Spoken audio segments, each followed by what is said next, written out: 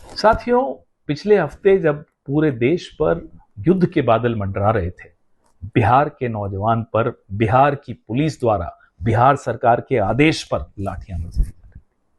और यह पहली बार नहीं हो रहा, कोई नई बात नहीं। हर हफ्ते लगभग बिहार के नौजवानों को इस तरह की लाठियां खानी पड़ रही।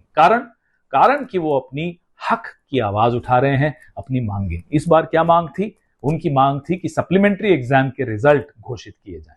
उस पर उन पर लाठी बरसाई गई।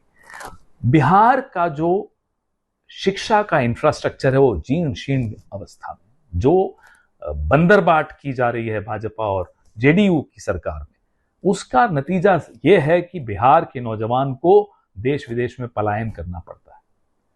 और इस पूरे कई ऐसे मुद्दे हैं, नौजवानों से जुड़े हुए मुद्दे हैं।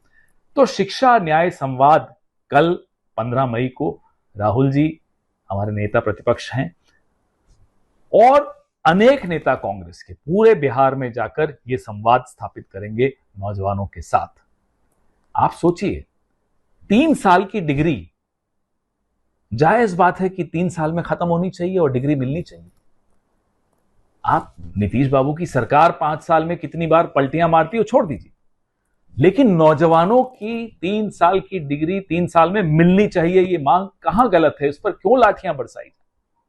कभी बीपीएससी के छात्रों पर लाठियां बरसाए जा रही हैं। तो ये खत्म होना आवश्यक है, ये बंद होना निहायत जरूरी है। नौजवान तो रीढ़ की हड्डी है किसी भी देश या किसी भी समाज की। उनको आप इस तरह से प्रताड़ित करेंगे, शोषित करेंगे, तो कैसे समाज सही चल पाएगा? कैसे कोई भी प्रदेश तरक्की कर पाएगा? तेलंगाना की तर्ज पर 50% की जो सीमा है आरक्षण पर, वो खत्म करना हमारी ये मांग है। कहां गलत है भाई? आपके पास संख्या है, आपके पास एक्सरे रिपोर्ट है, अब इलाज की दिशा में भी तो कदम उठाइए जैसे तेलंगाना ने उठाया है। हम बार बार कहते हैं कि संविधान का अनुच्छेद 15(5) यानी कि निजी शिक्षण संस्थाओं में भी आरक्षण की व्यवस्था लागू हो, ये तो संविधान में लिखा है। तो क्या गलत है?